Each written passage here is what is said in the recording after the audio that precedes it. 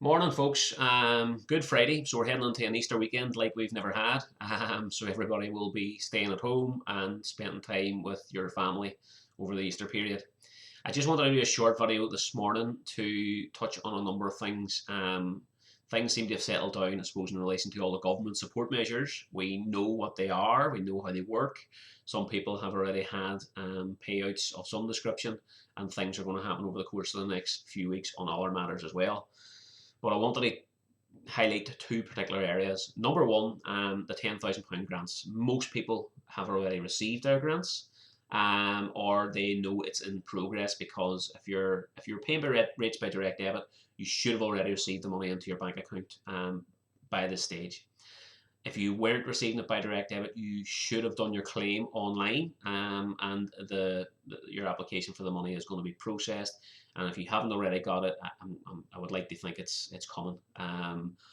But in both cases, if you haven't received your grant by direct or by now straight into your bank account, and you were paying your rates by direct debit, you need to contact. There's a helpline to phone for Accounts NI in relation to where your grant money is. And if you've applied online on the basis that you weren't paying rates by direct debit, I again would phone this helpline. So I will drop the number of the helpline in the comments section on below to this video. And I would advise you to ring up the helpline with your ratepayer ID and occupancy ID, which you'll have on your rates bill, to follow up on where things are at with your grants. The reason I'm telling you to do that now is that there could be issues on your records. There's not much you can do about that. You would never have been aware of it until now, when you have to speak to them to iron things out. And at the end of the day, I think the civil service are doing the best they can with the information that they have, and they obviously have had a colossal job to get through. But if it is the case that there is some kind of issue on your records, it needs to be ironed out fairly quickly.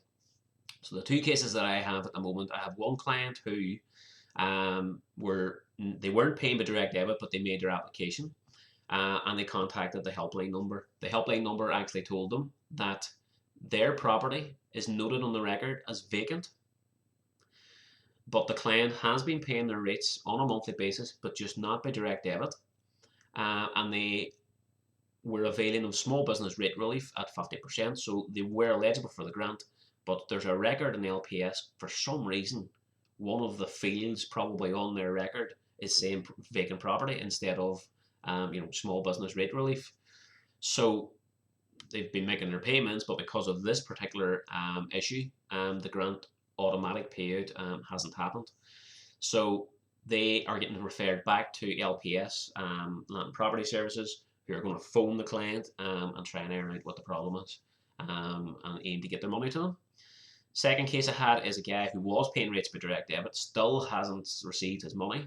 So I've got him to get on to the helpline. And again, there's an issue with regards to the address of the property, but the rates in which I don't know what exactly the issue is, but he's been paying his rates by direct debit. He couldn't find his rates bill, but based on the records he did retrieve, he had a record elsewhere of his ratepayer ID and his occupancy ID. And they haven't attached some of the payments that he made to that particular property. But the property also doesn't show there was any arrears on it for some reason. So this is all that the helpline could tell them. They obviously don't have full access to Land and Property Services records for rates accounts and so on. So there's only so much they can do for you. But this second call, the helpline were saying, I'm sorry, nothing I can do, and LPS is closed, so I'm sorry, there's nothing I can do for you. Now, I think he was probably a wee bit anxious, stressed, maybe irate on the phone. And that probably didn't help to get him the support that he needed. So the advice that I'm giving you is this: contact the helpline number. Be very nice to the people on the phone, because at the end of the day, they're only doing a job. They can only see what's in front of them. And aim to get them to send a message of some description, and even say, look, my accountant has a client who they rang you guys up, and somebody in there was able to send a message to LPS. So if you don't know how to do it, is there somebody in there who does know how to do it, or does your manager know how to do it? But don't be aggressive with them. At the end of the day, you're looking to get help. So just be nice, ask courteously for what you need, and see if there's an issue on your record that needs to be addressed with LPS, and see if somebody can ring you back to get that sorted. So that's the first thing, covering grants. Second thing I want to talk about is the claim for furloughed workers. So I've already done a post on that, and I've been sending out messages to our clients. The portal is due to be opened on Monday, the 20th of April. During the course of next week, HMRC are saying that's a preparation week, so get ready to make your claims and get your information handy. You're going to need your information such as all the name, address, national insurance number of the employees who are furloughed, and the rate of pay that has been paid to them while they're furloughed. We're going to have to quote the PAYE reference numbers, and we're going to have to quote a few other bits and pieces, bank account number, sort code number.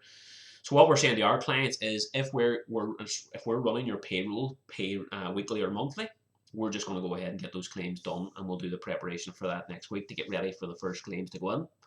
If you're a client of ours and you're doing your own payroll, we're offering our help as well if you want us to get that help. Now, for some of those clients, we are registered as your PAYE agent with HMRC.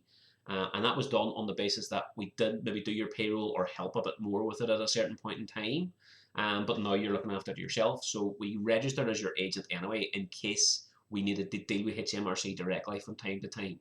But there are other clients who have always, from day one, done their own payroll. They have done it themselves, and never needed us for any help at all.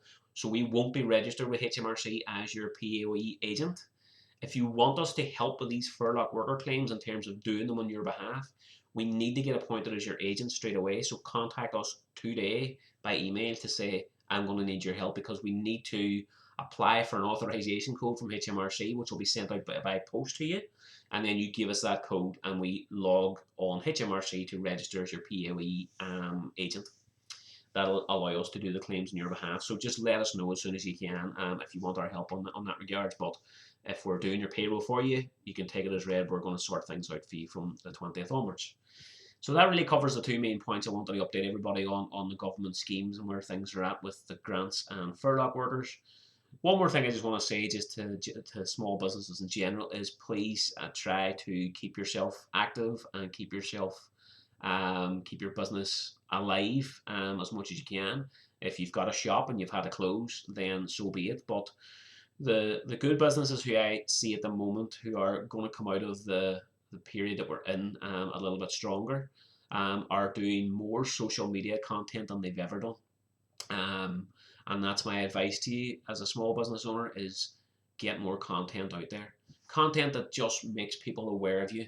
And it just has to be content about your business, how you're coping with the current coronavirus situation, advice that you have in terms of people who can't maybe buy stuff from you or acquire your services, what they can do in the meantime. If you're anything at all, like if you're doing dog grooming services and your business is closed down, maybe you just want to tell people that here's a range of products you would recommend they use, and they can order online, or they can buy that from you and you'll get it dispatched to them. Useful information about the types of shampoo, maybe brushes that they want to use at home just in the meantime, just to keep their dogs coat and hair nice and healthy, and the types of food supplements that maybe dogs should be eating to keep their teeth and hair and coat right. Look, I'm totally winging this, to be perfectly honest, but that's the type of stuff you need to be doing. You need to be doing that now over the next number of weeks. It's all about trying to help customers through your social media channels and get your business more visible than it's ever been before, because come the end of the lockdown, people are going to get back to some kind of normality. Businesses are going to reopen, and life will return to some kind of normality. Some things may have changed permanently, which mightn't be a bad thing. But people will always remember the things that they were looking at on social media as they go forward, about the tips and advice people were given, and it'll just generate the thought in their mind that if they need to get their dog groomed, then you might be the right person to go to. So that would be very good to see a lot of businesses starting to do more and more of that now. And don't forget, folks, that your target market and your customers out there are all in lockdown, most of them anyway.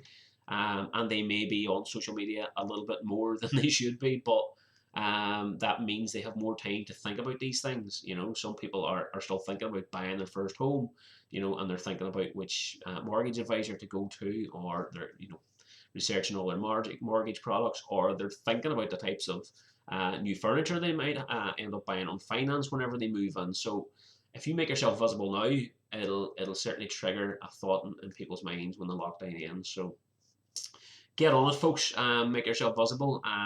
With regards to all the government schemes that are happening and the two areas that I've looked at so far, if you need to have a chat, I mean, with the grant stuff, there's probably a very limited help we can give you now, or they give you the helpline number and let you chase it and be as proactive and positive you can to do that. But if you just feel like you need a chat, I'm happy to have a chat to anyone at all. So just reach out, and we're more than happy to help.